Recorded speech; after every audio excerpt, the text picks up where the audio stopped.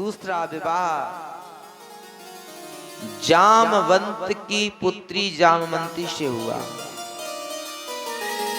पहला विवाह रुक्मिणी से हुआ, दूसरा विवाह जामवंत की पुत्री जामवंती से हुआ।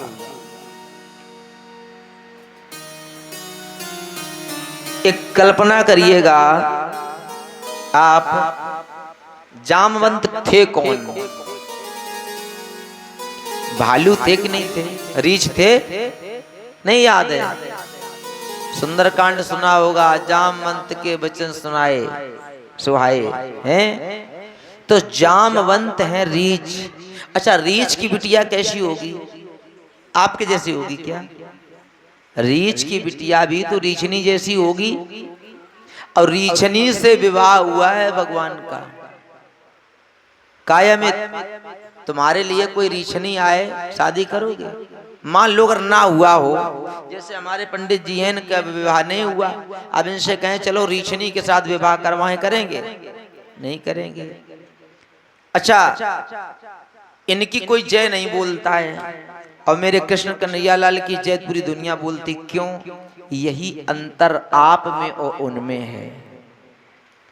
भगवान के लिए भगवान ने स्वयं कहा है क्या? सब मम प्रिय सब मम उपजाए, सबसे अधिक मनुज मोए भाई।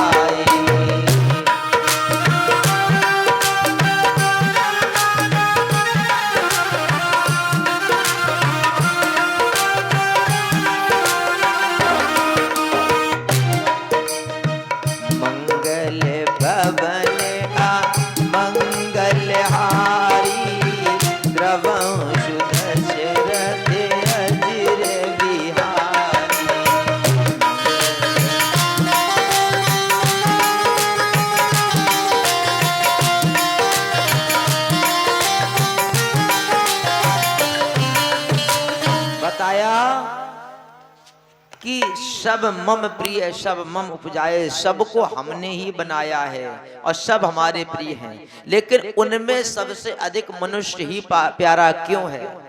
क्योंकि अन्य जीव कोई भक्ति नहीं कर पाता है। अन्य जीव भक्ति नहीं कर पाता, मनुष्य भक्ति कर लेता है।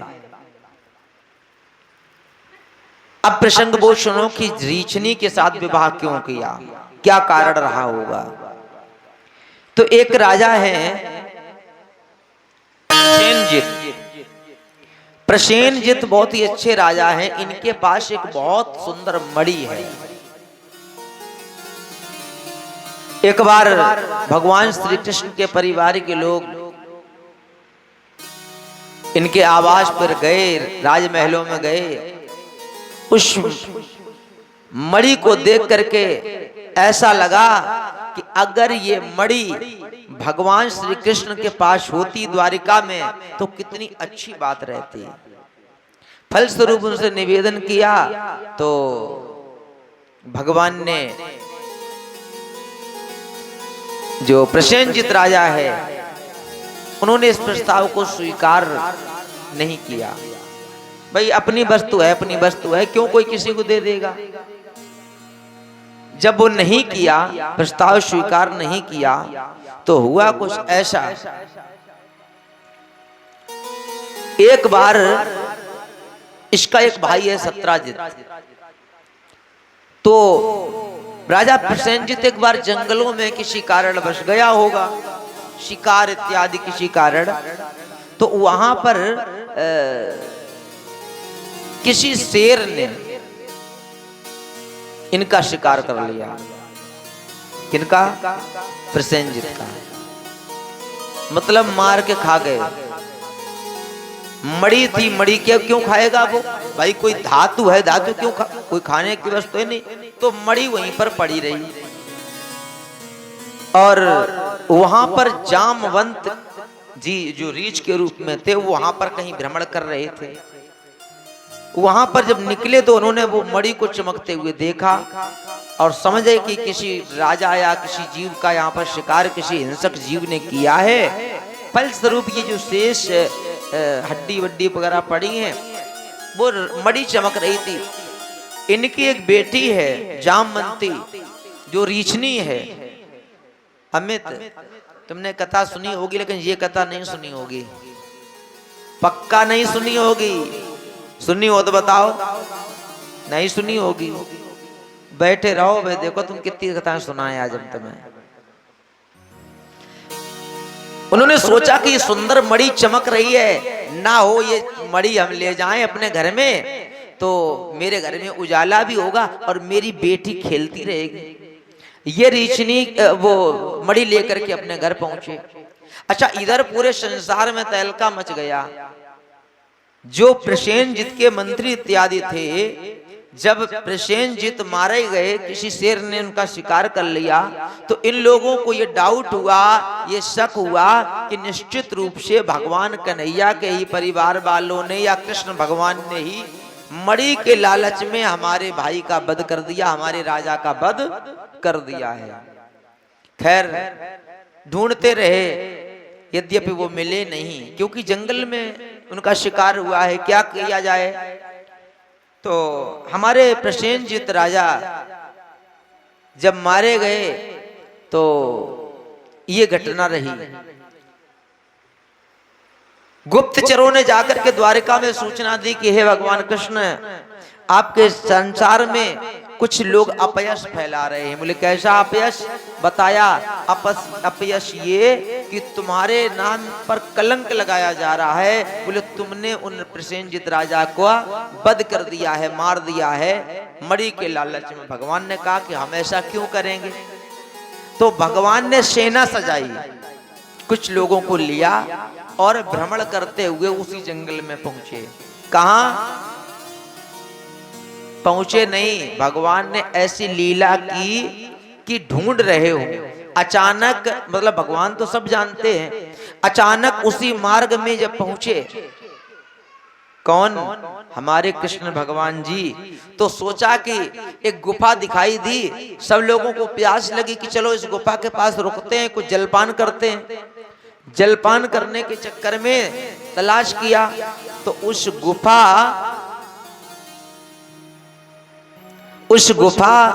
के समीप पहुंचे तो गुफा में कुछ अंधेरा सा था, लेकिन उसमें से रोशनी निकल रही थी उस मणि के चक्कर में। बड़ा दिव्यमान कीर्तिमान वो थी।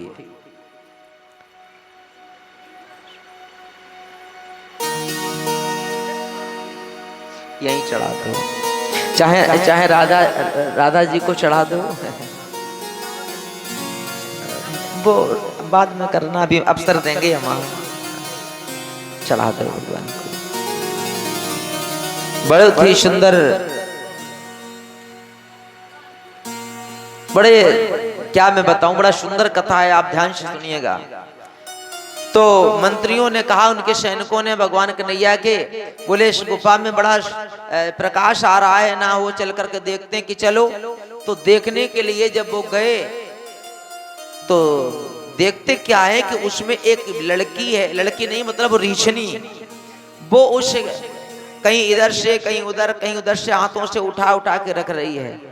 भगवान कन्हैया से लोगों ने कहा, अरे अरे, जिस मड़ी की चोरी लगी थी तुमको, वो मड़ी तो यहाँ पर है। वो जिस मड़ी की चोरी लगी थी वो मड़ी तो यहाँ पर है। भगवान कन्हैया गए, उस मड़ी को छीन लिया, बोले ये हमको दे दो। अब वो रीछनी थी, वो रोने लगी।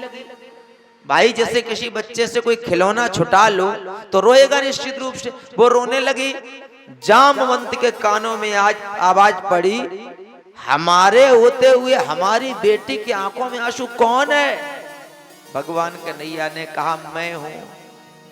बोले तुम जानते नहीं हो मैं कितना बड़ा बलवान हूं, बलशाली हूं। बोले कितने बड़े बलशाली हो? बोले मैंने जब राम ने रावण से युद्ध किया था तो मैंने अकेले न जाने कितने राक्षसों का संहार कर दिया। तुम जानते मुझे कौन हो? चले आए यहाँ पर मोर का पंख लगाए हुए बांसुरी घुस के। अब उसको क्या पता कि वो वही राम जी है, समझ रहे हो? उनको क्या पता? उन्होंने कहा चिंता ना करो, तुम बलशाली हो अपने लिए, लेकिन ये मणि ये बताओ तुम्हें मिली कहां से? इस मणि की वजह से हम पर चोरी लगी है। बोले मुझे तो मार्ग में मिली है। बोले तुम झूठ कह रहे हो। बातों बातों में बहस हुई, युद्ध होने लगा। युद्ध में भगवान कन्हैया और जामवंत का बहुत भयंकर युद्ध हुआ।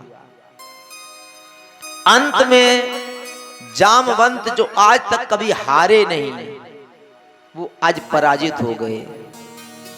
आपको पता, जब रामादल में युद्ध हो रहा था, जब सारे राक्षस मारे जा चुके, अकेले में भगवान राम जी से जामवंत जी ने कहा कि प्रभु एक बात कहूं कि क्या बताएं, अभी मेरे बल की खुजली नहीं गई है, मतलब मेरा युद्ध करते करते मैं छिका नहीं हूं, समझ रहे हो? तो भगवान कन्हैया राम जी ने कहा कि अब हम क्या करें, राक्षस थे सब मर गए, अब बताओ किन से युद्ध करोगे? बोले चिंता ना करो, तुम्हारे बल की खुजली मिटाने के लिए हम, अब तुम्हें कोई हरा तो सकता नहीं, तुम वरदानी हो, तुम चिंता ना करो, तुम्हारे बल की खुजली हम ही मिटाएंगे समय आने पर। और जब ये त्रेता से द्वापर में आ गए, द्वापर में जब जामवंत युद्ध करते करते हार गए, तब उनको याद आया कि शायद ये हमारे राम जी ही हैं। बोले प्रभु आप क्या कृष्ण वेश में कहीं राम जी तो नहीं है? बोले तुमने देर में पहचाना है, तुमने बड़ा देर में पहचान पाया, चरणों में मस्तक रख दिया।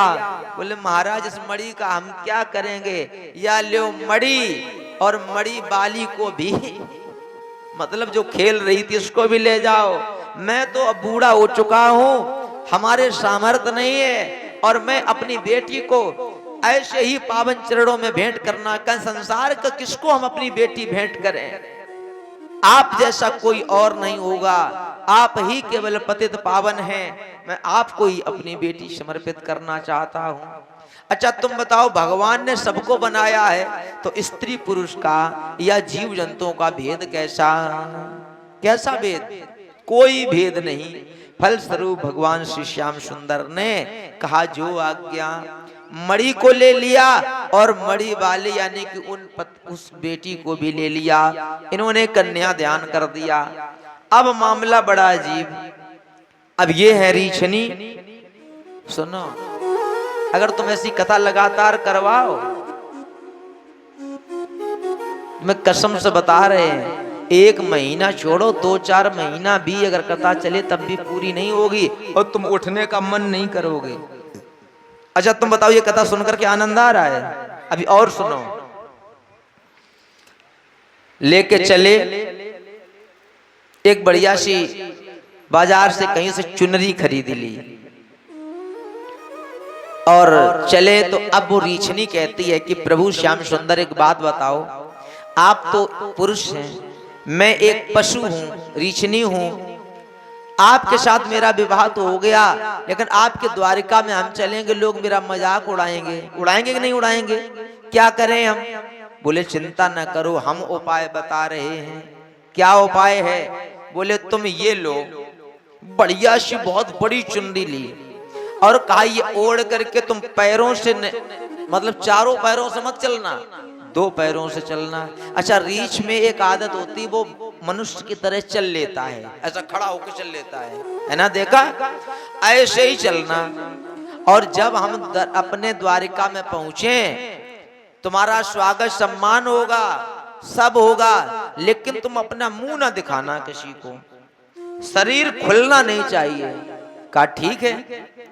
मशक उसने पकड़ लिया, ऐसी पूरी चुन्नी लपेट ली, ऐसे पकड़ ली और जैसे द्वारका के पास पहुंची तो बस सीधी 2 पैरों पे चलने लगी। गई, सूचना पहुंचाई गई कि भगवान श्री कृष्ण का एक और विवाह होके आया, आज की हमारी आपकी माताओं बहनों का हिसाब नहीं है। बड़ा स्वागत से सुंदर थाल सजाई रुक्मिणी मैया ने, बोले आओ हमारी कोई बहन आ रही होगी। जब 12-12 हजार गोब्रजंगानाओं ने एक साथ भगवान की तपस्या की है, यहाँ कोई भोग विलास की बात नहीं है, यहाँ केवल भक्त और भगवान का संबंध है। आज रुक्मिणी मैया ने सुंदर अपनी बहन के लिए थाल सजाई, पुष्पों का हार लिया, स्वागत के लिए दरवाजे पहुंची। रुक्मिणी जी जब पहुंची तो बाहर भगवान श्री श्याम सुंदर और वो रीछनी खड़ी, बढ़िया सी चुन्नी ओढ़े, आओ बहन अंदर आओ। अंदर बुलाया गया, जो भी दस्तूर होते हैं सब करवाए गए। अब रुक्मिणी मैया ने अकेले में कहा कि जरा मुखड़ा तो खोलो। अब मुखड़ा नहीं खोल रही, वो मुखड़ा नहीं खोल रही है, क्योंकि भगवान कन्हैया साथ ही साथ लगे हैं। बोले तुम क्यों नहीं खोल रही हो, मुख तो दिखाओ। भाई अब बहू का मुख तो देखा ही जाता है। बहुत कहा, उन्होंने अपना मुख नहीं खोला। अंत में रुक्मिणी ने क्रोध बस ये कहा, क्या तू हमसे ज्यादा सुंदर है क्या? मतलब अपने आप को ज्ञान का स्वरूप का अहंकार, हमसे अधिक सुंदर है क्या? तो उन्होंने कह दिया, भगवान की इच्छा ऐसे कर दिया, मतलब हाँ तुम से हम सुंदर हैं। अब तो भैया हो गई ईर्षा। बोले मतलब हमारे घर में हमसे अधिक सुंदर अगर स्त्री रहेगी, फिर कन्हैया जी हमसे पता नहीं बात करें कि न करें, हैं? भाव आया और ईर्षावश उन्होंने साफ दे दिया। क्या तू हमसे सुंदर अधिक है, तुम इसलिए अपना मुख नहीं दिखा, जा मैं तुझे साफ देती हूं, तू जा बिल्कुल मेरी जैसी हो जा। हो गया मामला पूरा। जैसे कहा कि मेरी जैसी हो जा, वो रीछनी से बिल्कुल रुक्मिणी जैसी हो गई। सब बढ़िया से कपड़े वपड़े पिंधे पिंधाए, हार पार बिल्कुल सेम हो गई। भगवान कन्हैया ने कहा खोलो। उसने खोला मुख, जो रीछनी थी वो सुंदर युवती बन गई। बोलो बाके बिहारी लाल की।